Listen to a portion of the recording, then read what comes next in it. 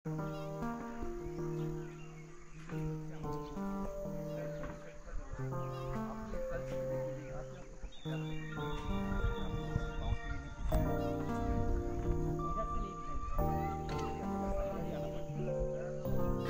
আমরা যাচ্ছি সিলারিগাঁও। রাস্তার দুদিকে চা বাগান, তার মাঝখান দিয়ে এগিয়ে চলেছি। রাস্তায় যাওয়ার পথে দেখতে পেলাম হনুমান মন্দির ভিউ পয়েন্ট। এই ভিউ পয়েন্টে গিয়ে আমরা দেখতে পেলাম একটা ছোট্ট হনুমানের মন্দির, আর পিছন দিয়ে বয়ে চলেছে একটা খুব সুন্দর নদী। আর এরপর আমরা করে নিলাম ব্রেকফাস্ট। যাওয়ার পথে আমরা ব্রেকফাস্টটা করে নিচ্ছি, কারণ আমাদের যাওয়ার কথা ছিল NH10 ধরে, কিন্তু NH10-এ একটা প্রবলেম হয়েছে, মানে এক ধস নামার জন্য কালকে রাত্রে NH10 এখন পুরোপুরি বন্ধ। আমরা আজকে লাভা হয়ে যাচ্ছি সিলারিগাঁও। যাওয়ার সময় আমরা রাস্তায় একটা হোটেলে ব্রেকফাস্টটা করে নিচ্ছি।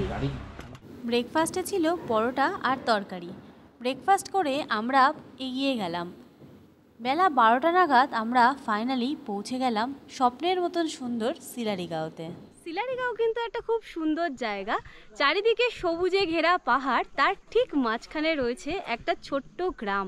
আর এখানকার ওনার মানে যেখানে যারা লোকাল আছে তাদের কাছ থেকে জানতে পারলাম এখানে কিন্তু খুব কম সংখ্যক ফ্যামিলি নিয়ে বসবাস তারা করে, আর তাদের এখানের মেন যে বিজনেস সেটা হলো হোমস্টে। আর এখানে কিন্তু প্রচুর হোমস্টে রয়েছে। আমার পিছনে যেগুলো দেখতে পাচ্ছ এগুলো কিন্তু সবকটাই হোমস্টে। অসম্ভব সুন্দর একটা জায়গা, চারিদিকে সবুজ পাহাড়, যেদিকে তাকাবে সেদিকেই পাহাড়, পুরো 360 ডিগ্রি তোমরা পাহাড়ের ভিউ পাবে। আর তার ঠিক মাঝখানে কিন্তু রয়েছে এইরকম সুন্দর সুন্দর হোমস্টে। যদি একদিনের জন্য তোমরা আসতে চাও সেটাও আসতে পারো, কিন্তু অ্যাকচুয়ালি সিলারিগাঁওকে কিন্তু বলা হয় গেটওয়ে অফ সিল্ক রুট। মানে যদি কেউ সিল্ক রুট যেতে চাও তাহলে কিন্তু তাদেরকে ফার্স্টে এই সিলারিগাঁও হয়ে যেতে হবে। তো একদিনের জন্য এই সিলারিগাঁওয়ে তোমরা স্টে করতেই পারো। আমি রেকমেন্ডেশন দেবো যে সিলারিগাঁও হয়ে যাও, কারণ এত সুন্দর নেচারকে এত কাছ থেকে যদি দেখতে চাও তাহলে কিন্তু অবশ্যই একবার চলে আসতে হবে। সিলারিগাঁওতে আমার হোমস্টে ছিল গোল্ডেন অ্যাপেল রিট্রিট। এই ট্রিপটা কিন্তু আমি করছি ট্যুর কিংডম প্যাকেজ ট্যুরের সাথে। আমি সবসময় প্যাকেজ ট্যুরটাকে বেশি প্রেফার করি, কারণ তাতে কোনো হেডেক নিতে হয় না। রুমগুলো কিন্তু বেশ বড় আর পরিষ্কার ছিল, এখানে 4 জন ভালোভাবে থাকতে পারে।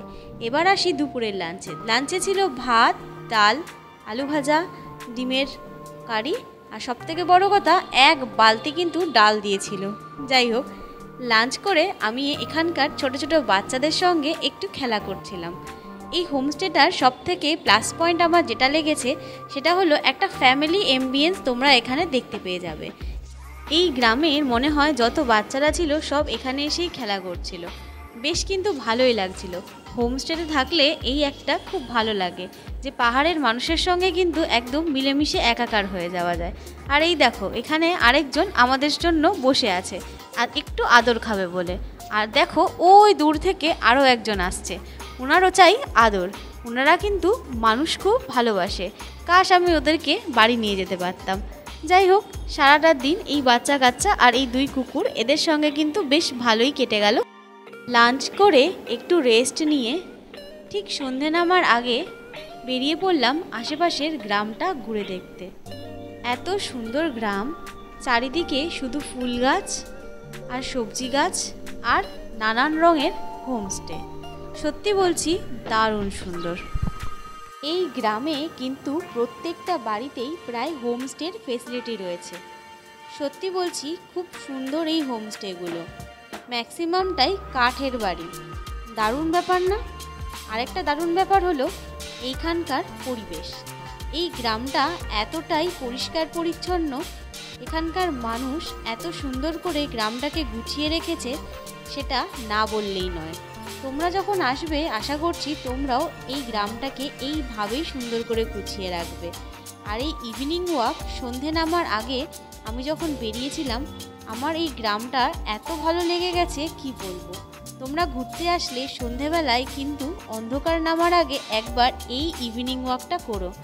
যাই হোক, পুরো গ্রামটা ঘুরে আবার আমি চলে গেলাম হোমস্টেতে গিয়ে চা খেয়ে এত টায়ার্ড ছিলাম, কখন ঘুমিয়ে পড়লাম বুঝতেই পারিনি। ঘুম ভাঙাতে দেখলাম ডিনারের টাইম হয়ে গেছে। ডিনারে ছিল রুটি, আলু ভাজা আর চিকেন। ডিনার করে সেদিনের মতন গুড নাইট। সকালবেলা ঘুম ভেঙেই দেখতে পেলাম অসাধারণ একটা ভিউ, কাঞ্চনজঙ্ঘা, যেটা দেখতে বাঙালিরা বারবার ছুটে আসে পাহাড়ে। আর এই শিলারিগাঁওয়ের হোমস্টে থেকে কাঞ্চনজঙ্ঘা এত সুন্দর দেখতে পেয়েছি যেটা আমি হয়তো সারা জীবনেও ভুলবো না। তো ফাইনালি বন্ধুরা, আমাদের একদিনে শিলারিগাঁওয়ের হোমস্টে যেখানে আমরা ছিলাম সেটা শেষ হয়ে গেছে। তো সকালবেলা আমরা ব্রেকফাস্ট করে এখন আমরা যাচ্ছি আরিতার লেকের দিকে। তো এই পর্ব, এই শিলারিগাঁওয়ের পর্ব এখানেই শেষ হচ্ছে। সকালবেলা দুর্দান্ত ওয়েদার ছিল, তোমাদেরকে দেখালাম কাঞ্চনজঙ্ঘা এত ক্লিয়ারলি আমি আমার লাইফে ফার্স্ট টাইম দেখতে পেয়েছি। আর এত কাছ থেকে দেখতে পেয়েছি মানে বলার মতন না যে আমি এত ভালো দেখতে পেয়েছি। তো আমরা যাচ্ছি আরিতালে, আর আরিতাল লেকে গিয়ে আমরা এর থেকেও বেটার ভিউ পেতে পারি, কারণ ওখানে কাঞ্চনজঙ্ঘা নাকি আরও সুন্দর দেখা যায়। তো সেটাই তোমাদের সঙ্গে শেয়ার করব আজকে এই শিলারিগাঁও থেকে। সবাইকে টাটা, দেখা হচ্ছে নেক্সট ব্লগে। আরিতার লেক।